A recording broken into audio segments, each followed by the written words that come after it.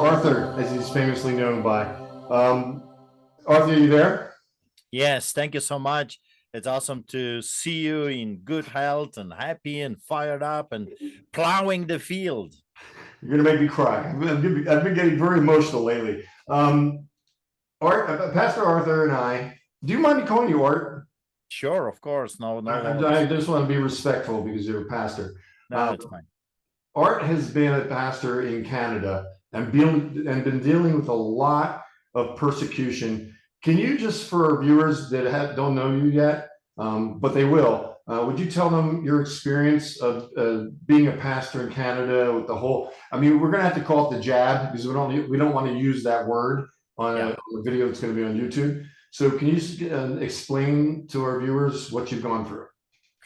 Yeah, first of all, we've met a few years ago in Florida, if I remember correctly, at Reawaken America tour. And it was a phenomenal, exciting, amazing event with thousands upon thousands of unbelievable patriots, lovers of America, lovers of freedom. And I'm telling you, I'll never ever forget that vibe. It was something else to be around, I guess, lions and lionesses. I'll cherish this for the rest of my life. As you know. And if I can interject, your speech was awesome. The pastor was talking to probably thousands of people, and he was engaged with the audience. The audience was engaged. It was a big praise Jesus moment, which I loved. Go ahead. Sorry. Yeah, thank you. So as you can tell, I am a Polish immigrant. I grew up behind the Iron Curtain under the boots of the Soviets. So I grew up in hell. When people ask me what is communism, what is socialism, well, it's hell on earth. 50,000 communists were ruling over 36 million Poles with lawlessness. You got to remember, and this is what I'm telling Americans all the time. Americans are very peculiar people because many of them think that you have a protection because of the Declaration of Independence, because of the Constitution amendments. Listen, in Poland, we had a constitution. Totalitarian regimes do not care about your rights. You must care about your rights and freedoms. If you don't rise up, if you don't stand up, be sure of it, the wannabe modern day pharaohs are not going to give you your rights, your prosperity, your freedoms, because they are doing the very opposite. They want to enslave, control, manipulate. That's why you have disinformation, misinformation. Lie is chasing a lie. So I grew up in a country like this. Yeah, and this communism started after World War II, correct? Yeah, I mean, they were doing this for a very long time. People think that just the past 4 years it started. No. They were working on this for decades. Indoctrination, state propaganda. But like they're doing in America right now with the now colleges and high school and elementary school.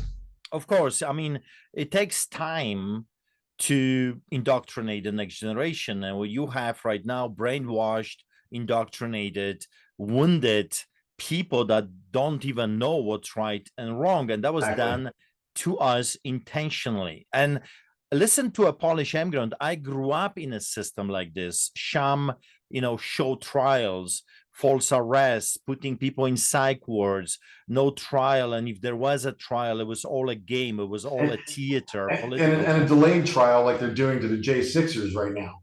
Yeah, those are typical tactics of a very totalitarian regime. Don't kid yourself. In your country, in our country, in a Western democracy, we do not have democracy anymore.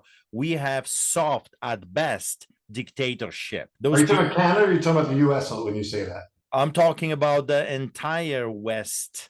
I'm talking about Australia, England, France. England, and yeah, it's horrible. Canada, United States, it's a soft dictatorship. Those people think they can literally get away with murder. So I grew up in a country like this, and we were sick and tired of this level of corruption. Everything was rotten to the core, to the foundation. We escaped to Greece. We lived in Greece for a while, and then we came to Canada. We came to Canada not for money. We came to Canada for freedom. And Now I have been arrested 16 times. 16 times? 16 times, over 120 court cases. Since when? How long the time period have you been arrested 16 times? Since 2005. Wow. During the big lie, as I call the past few years, I was arrested 5 times. All of the arrests were inciting people to come to church, officiating in illegal gathering, participating in illegal gathering. I was arrested for baptizing my daughter in a river in a public park. I was arrested for not wearing a muzzle. I was arrested for talking, for attending a rally, for being a pastor, for hurting Canadians and being the voice of hope and reason and peace. So when this big lie started, I have already been involved in defending our rights.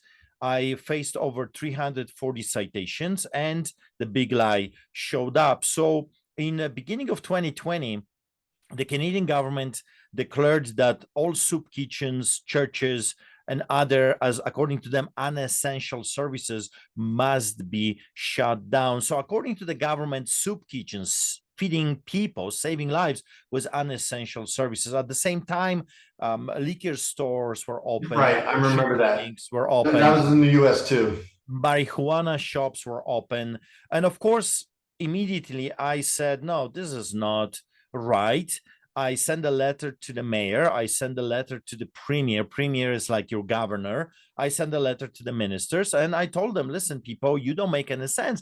If we are truly in the middle of this great crisis, my services are needed more than ever. We are literally saving lives. When you're shutting down your shelters, when you're not feeding them, what do you think is going to happen? I work with the homeless people for the past 25 years. I'll tell you what will happen. They will turn into crime. They will break your grandma's head. They will break into your car, into your garage, into your house. They're going to get the necessities of life this way or that way. So I told them, let's keep feeding them. No reply. No one cared. And at that moment, that was beginning of 2020, I knew this whole thing is a big fat lie. So I kept feeding the poor. I became the first Canadian that got the ticket, the crazy ticket, and I was threatened with arrest, with millions of dollars worth of tickets, which later on I received. I was charged over 40 times during the big lie in the past few years and arrested 5 times. I faced multiple courts. So 2020 was a constant harassment, intimidation, and threats and tickets. I think the culmination happened when the Canadian government, all levels, municipal, provincial, federal, declared they're canceling Christmas. I don't know if you remember that. I remember.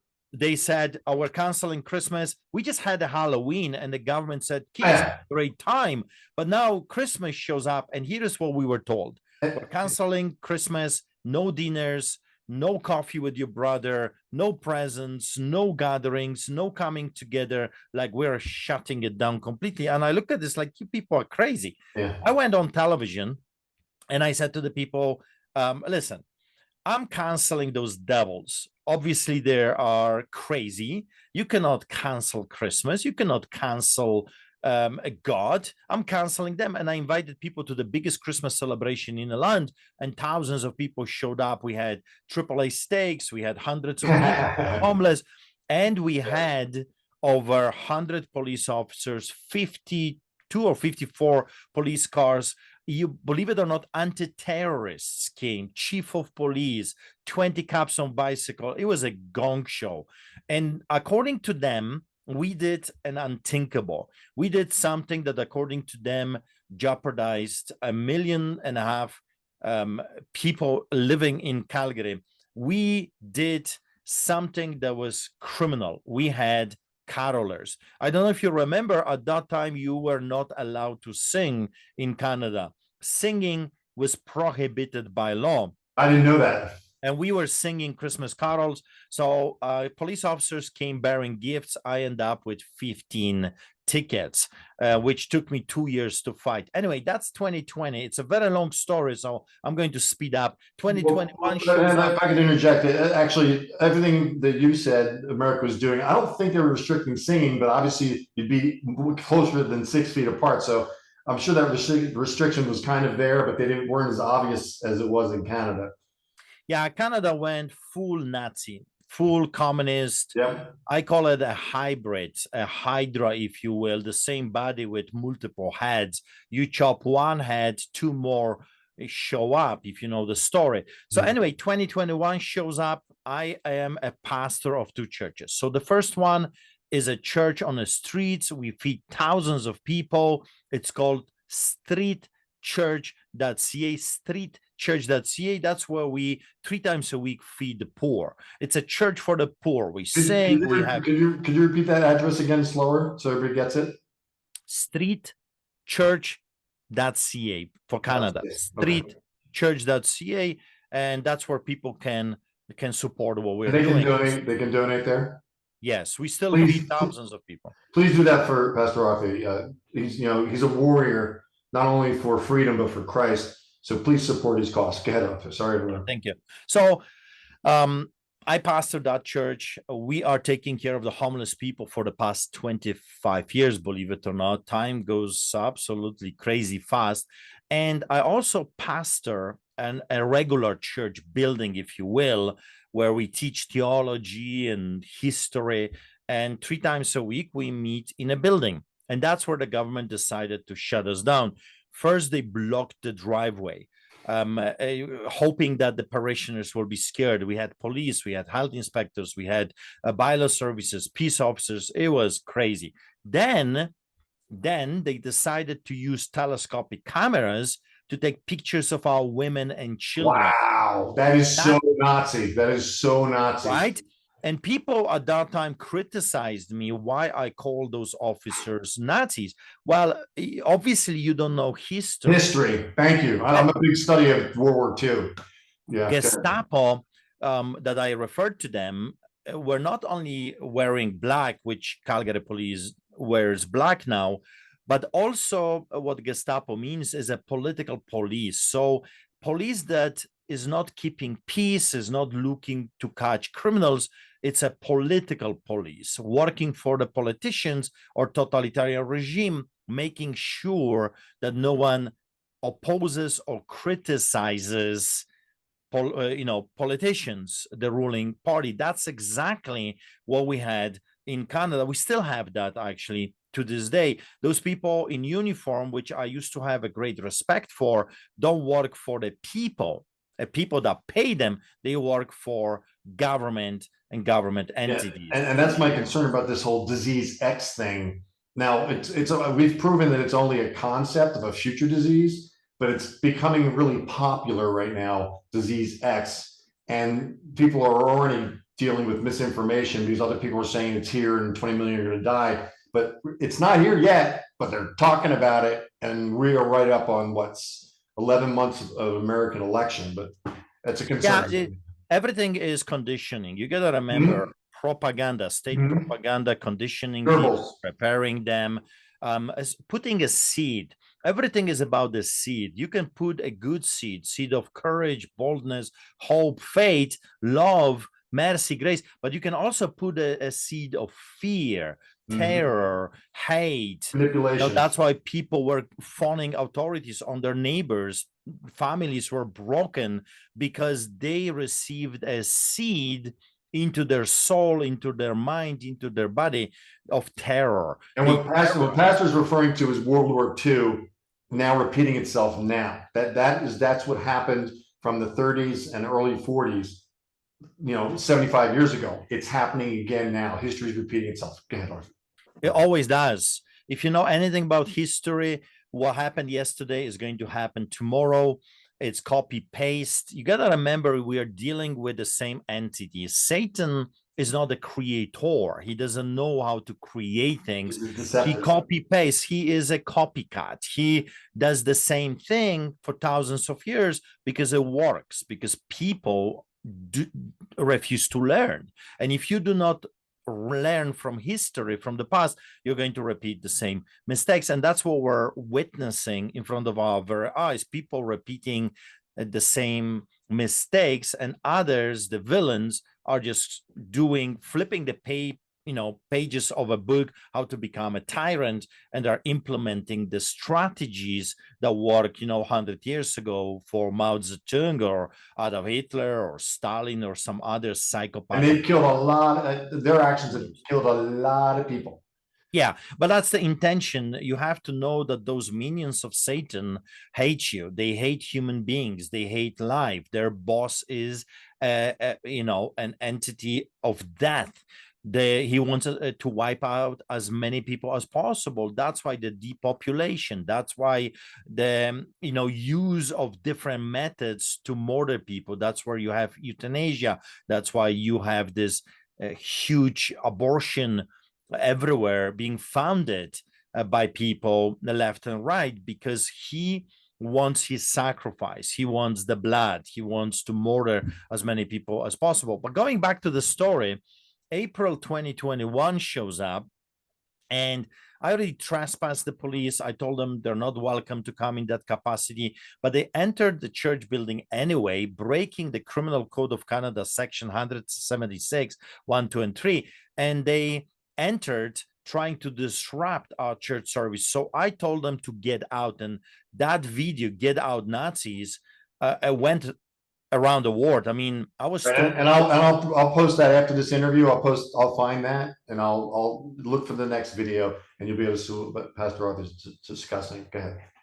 Yeah, so that video, to my surprise, was the #1 video that was played during that weekend, Eastern weekend, the Passover weekend on Earth. It was absolutely shocking, because I didn't expect anything to come out of this. I posted it, and I preached, and boom, a craziness started. The government got so upset that a few weeks later, they found crooked judges, a number of them. The first one was David Gates, and I don't know if he's related to your devil, Bill Gates, but David Gates of Alberta, the judge, the crooked judge here, he gave them the power to enter our church with whomever they want and anytime they want to. So SWAT team, anti-terrorist, showed up. I kicked them again. They showed up again, kicked them again. Then they went to the boss of judges, another crooked judge, John Rook, the crook, as I call him. John Rook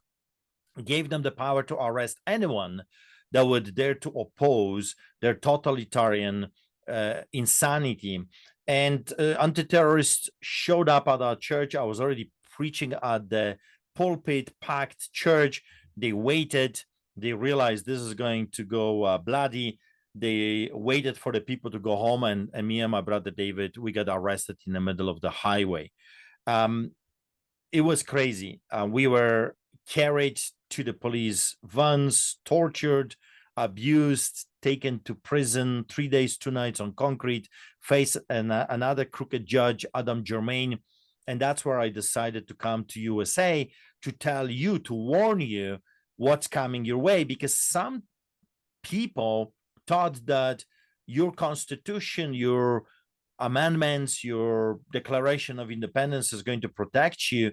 But I heard from God in jail when he told me, go to the United States and warn Americans what's coming their way, because what's happening here will happen there if they will not fight, if they will not push this great evil away. And that's where we met. I was supposed to be there for a few weeks. I spent 4 months in the United States sharing my story, going from state to state, from meeting to meeting. And then eventually I had to come back. I spent 4 months. I called my lawyers. Is there anything? When you went back on that jet, you were arrested right when you landed in Canada, correct? Yeah, so I called the lawyers. I asked them if there is any warrants, if there is any problems. They said no problems, no issues. I boarded the plane, and guess what? When I was in the air, the government activated bogus charges and warrants. The moment I stepped out of the plane on the tarmac, I got arrested, taken by customs, police officers waiting in the barracks, and I was taken to prison. I was charged criminally for not wearing a muzzle, for not wearing a muzzle. I like that. Yeah, for inciting people to come to church, officiating an illegal gathering, and participating in illegal gathering. Criminal charges, and then released on bail, taken back to prison for attending a rally, arrested by RCMP. RCMP is like your FBI, then released on bail, attended another rally with my brother David and my son Nathaniel, arrested again in the middle of the highway by the police in the middle of the snow. What they do? They pulled you over as you were driving down the highway? Yeah, they were following us wherever we were going, looking for an excuse, Wow. making stuff up, activating warrants that did not exist. And we end up in prison with my brother David again. Then the truck convoy came. And during that time, I was very well known. They called me Canada's pastor, freedom pastor, and the truckers and the farmers called me and they said, Pastor, would you be willing to conduct a series of church services for us as we go to the capital city in Ottawa? Also, we fed them when they came to Calgary, our church. That's what we do, soup kitchen. We fed the truckers, the farmers. We gave them truckloads of food and other things for them to take to Ottawa. I decided to stay here because at that time we had 20,000 people every week rallying on the streets of Calgary. I was attending different rallies, different protests. And my wife, actually, she said, if every man goes, who's going to stay and fight here? You cannot all go to capital. You have to maintain the momentum here. And then the Coots and Milk River started. So the truckers, some went to Ottawa, others went to the borders. And Coots is a point of entry between Montana and Alberta. And they staged a protest over there. They called me and they said, Pastor, they are police officers dressed like Nazis, all black with machine guns pointing at our children because they're daring to play street hockey. So what is the truck convoy for the people to understand? This was the most amazing, peaceful, non-compliance, civil rights movement in a history of Canada. We had from 1 to 2 million Canadians participating in a freedom convoy. Here is what I saw. I saw people loving each other, feeding each other, hugging each other, singing with each other, crying with each other, dancing, bouncy houses, barbecues, chilies, pizzas. It was absolutely amazing. No colors matter, no religion matter. Canadians under the Canadian flag came together in solidarity with each other to fight for their loved ones. There's nothing like persecution to bring a people together. Yes, and it was all peaceful. We were singing hymns and national anthem and you know, hugging each other, tears. It was absolutely amazing. I did a church service in Milk River, which is about 15 kilometers from Coots. No problems. We had the Lord's Supper. We were singing hymns, national anthem. I did a sermon. RCMP blocked the street. I went to them asking them if they would let me go to Coots. I had a worshiper with me. We had speakers, food, my son, and they opened the barricade for us and we went to Coots. In Coots, on a private property in a restaurant called Smuggler's Inn, I did the same thing. Lord's Supper, prayed for the people, singing hymns, and I delivered 19 minutes speech, a sermon. Here's what I said to the Canadians: stand for God and state-given rights and do it peacefully. 3 times I said to the Canadians, no guns, no swords, peacefully. This is a peaceful civil rights, Mahatma Gandhi style, Martin Luther King Jr. style uprising. And I told them, but rise up, stand up and do it for your children. No problems. Police was there. RCMP was there, undercover. They let me go home. A few days later, I stepped out of my house and I'm telling you, it was like a takedown of El Chapo of Calgary, Al Capone of Canada. Everyone was there. I mean, literally every force that we have outside, except soldiers, were there. Did they clip you? Did they only show clips of your speech like they did to President Trump on J6, where did they edit out you saying to be peaceful and don't bring guns and swords and everything? No, actually, they played the whole thing, but here is how it unfolded.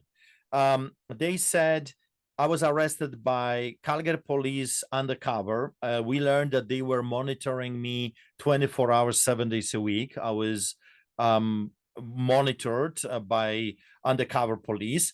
We had a uniform Calgary police. We had anti-terrorists, special SWAT team with cameras. We had RCMP, so FBI, Canadian version. We had detectives coming. I was handcuffed, interrogated for hours, stripped naked, taken What? to prison. They stripped me naked multiple times and they put me in metal cages. I don't know if you have been in prison, but in Canada at least, they have those little metal cages that you have to sit like this. You cannot move and you're Like suffocating a dog cage or something? like a dog cage. Yes. Wow, They, wow. they put me in two of them for no reason whatsoever. I spent 45 days in solitary confinement in cruel conditions. Many of those days I was forced out of my solitary cell and placed in concrete, no washroom, no water, and that was That's like Gitmo. That's like Gitmo yeah. in the But that's not over. I mean, if that was the only thing they would do to me, that was not a big problem. But I was kidnapped by sheriffs, handcuffed, and forced to walk the penguin walk, put in a metal cage, and taken to a city called Edmonton, hundreds of kilometers from Calgary, and they placed me in Max spot. I'll go back to this. During that time in Calgary, I was denied access to my lawyers. And even when finally, 3 weeks later, I could see a lawyer, it was monitored conversation, recorded conversation, and a guard was sitting next to my lawyer listening and taking notes. Of course, completely. Canada's considered a Western civilization, isn't it? No, not anymore. I But said that it was before this, right? it was, we taught that we had human rights. We taught that we are protected by the Criminal Code of Canada, Charter of Rights and Freedoms, and our Constitution. All of that was thrown out, like literally thrown out like a toilet paper. Yeah, Jordan Peterson's been talking about this with freedom of speech being. Oh, the freedom of speech doesn't exist anymore. They can Wow, charge you with anything they want. we're going that way. Right now. We're going that way right now in the United States. Going back to the story, I was kidnapped by sheriffs and taken to MaxPot. MaxPot is a portion, a unit for terrorists, for the most dangerous people in the country. Believe it or not, I was placed in that unit, freezing conditions, shivering like this, minus 28 outside, alone. No one in the entire unit for hundreds of people was there. I was the only inmate, guarded by 3 guards in solitary freezing conditions. I was told that I am considered the most dangerous inmate. They would not even give me a pen because they said I'm too dangerous. During that time, I received a document from administration telling me that I will be held there indefinitely, that there is no timeline. They can keep me here forever. So I literally, at that time, we had 5 different inmates testifying already to our lawyers that the guards in Calgary were giving them incentives to murder me in prison. Wow. So we knew that this government wants me dead. So what I did, I was kept 23 and a half hours in freezing conditions and allowed to go out to shower for 30 minutes and make a phone call. So I called my wife and I literally said my goodbyes. I said, I don't think I'm coming home. I think their intention is to murder me. They refused to give me a blanket. I am freezing, I'm shivering, and they are laughing at me. When I told them, listen, I'm going to freeze to death, they said, well, at least you have fresh air. Oh my gosh! Just so you know, Pastor, we got about 10 minutes left. I'm sorry, we're on a time schedule with the recording equipment, so we got 10 minutes left. So I'll let you somewhat summarize, but I just want to. I don't want to get cut off. I just want to eventually, I was taken from there when the judge learned the conditions I'm in, and they took me to a psych ward. I was placed in a psych ward without the evaluation of the doctors, without the knowledge of Alberta Health Services, completely illegal. I was placed there. When the judge learned about all of that, I was finally released by the court order and placed in house arrest. So I spent a year and a half in house arrest. Eventually, we met the judge, another judge, Gordon Krinky, Crown prosecutor, accused me of causing Canadian economy over $400 million worth of damages. I was the first Canadian ever to be charged with eco-terrorism under the Defense Act, and I was found guilty on terrorism. I was the first Canadian to be found guilty on inciting mischief, and I was facing 12 years of imprisonment. The judge said that everyone that took part of the Freedom Convoy is a criminal, and because I encouraged them, I'm a criminal and I should be logged. This is sounding very familiar to J6. Fast forward, I was finally sentenced to prison, but because of you, because of America, because of the politicians from America and around the world and the political pressure, they decided to let me out. What I did, because we have only a few minutes, I want you to know a good thing that is happening out of that. I filed a lawsuit against those people, and we are, listen to this, we are going for what they have done to me and to my family, to the church. We're going suing Attorney General of Canada, Alberta Health Services, Chief of Police, Calgary Police, City of Calgary. We're going after Jane Doe, John Doe. We're going after RCMP, so that's your, FBI people. We're going after all kinds of government entities and private individuals. We are alleging conspiracy, corruption. We're going after malicious persecution, abuse of process, forced arrest, forced imprisonment, denying access to the lawyer. I mean, the list is huge. This probably will become one of the biggest lawsuits in the history of this country. We're going to put on a stand politicians, health inspectors, police officers, and everybody else that we will uncover during the proceedings. So I'm sorry, and that's why you got to repeat the website again, so that people have heard this message. This is why you have to support Pastor Artur, because with this biggest lawsuit, it's not going to be cheap. So tell me your website again. Yes, you're absolutely right. I was already told, because I think they wanted me to be scared and quit. They said this will take 10 years, it will cost you millions of dollars. So listen, tell them the website again. Give them the website address. Streetchurch.ca. Streetchurch.ca. Okay, go ahead. So why are we doing this? I want you to understand something.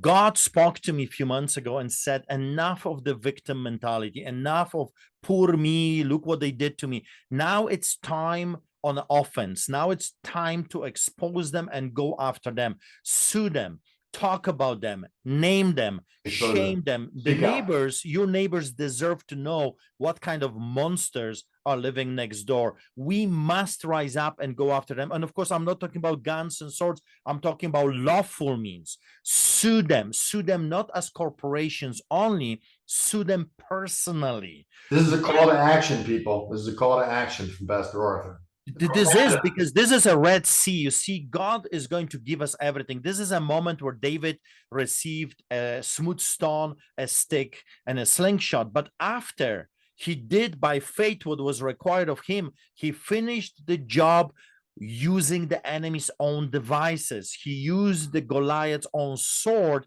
to chop his head off. And then, of course, the others, minions, the uncircumcised Philistines, were chased by the Israelites. This is the time when God is saying, hey, be of good courage.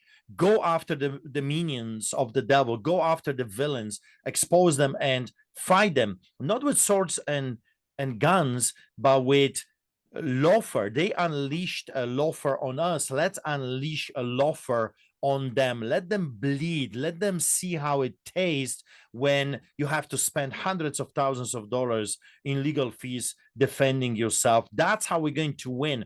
We have to go after the villains. It's not good enough to just lay down and poor me, look what they're doing to me. You got to remember, you can have the greatest army on earth. You can have the greatest fortress, the biggest walls, but sooner or later, if you only defend yourself, the walls will be breached and your army will be destroyed. You must go on offense. And if you cannot do this yourself, please support people like me, support us, because we are willing to fight for you. We are not afraid. I'm not afraid of them. I know that my God is bigger than all of them combined together. I know how the story ends. We win in the end. We are lions. Lions do not bow before the hyenas. We go after them. We eat them for breakfast. This is our time. This is the time of the children of God. This is the time of David's, Mordecai's, Esther's, Deborah's, Joshua's, Caleb's. This is the time for us, the church, to go after the villains and bring justice. You see, justice demands restitution. We must make an example, at least with some of them, to send a message to the potential future villains. Look what can happen to you if you do this great evil against the people that you swore to protect. Yeah, it summarizes it. And that case you're talking about will be precedent setting for the Western world. They did the same thing with Bud Light. They cut them off. I always say that. Don't buy from the advertisers that advertise on the media networks. They're feeding you propaganda. You gotta hit him in the pocketbook. That happened in Harvard with the president. She was going to stay. She was going to stay. But what changed it was the donators, the alumni, who was donating millions and millions of dollars every year to Harvard, said they're not going to support it and they're not going to donate anymore. So what did it do? They said she left. She was fired, obviously. It's always comes back to money. Was the root of all evil, right? 100%, 100%. In the end of the day, it's all about the money. You see, they unleashed this great evil using the fiat currency, money out of thin air. So we must use God's wisdom, knowledge, strength, faith, and his money to fight this great evil. And I'm telling you, I was told it will cost millions of dollars. I was told they tried to discourage me. It will take 10 years. Even if it takes 50 years until Jesus comes back, I know I will be able to uncover this sinister conspiracy that was unleashed on the Canadian people. I will be able to let the people know who did this to us. And I think the most important question is why they did this to us. And I'm telling you, they did it because of incentives. They did it because of money.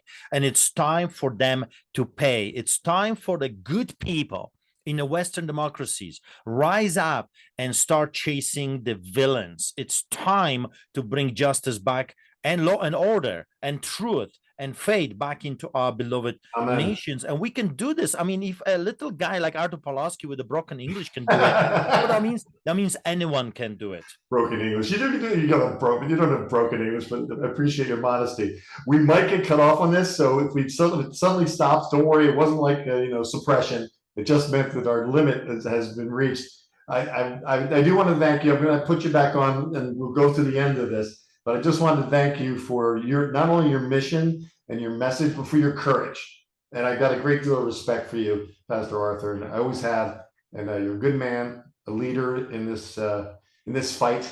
And I pray that I'm going to pray for your protection, but I'm going to pray for an expedient resolution to exposing what's going on. I appreciate that. So go ahead. So finish, and then we'll go. When we get cut off, just know that we were talking until we ran out of time. Go ahead. Yeah, thank you so much. Well, thank you for that. Be blessed, stay strong, and remember, we know how the story ends. We win. And that's the message I want people to take out of this interview. God is bigger than all of the minions combined together. Be blessed.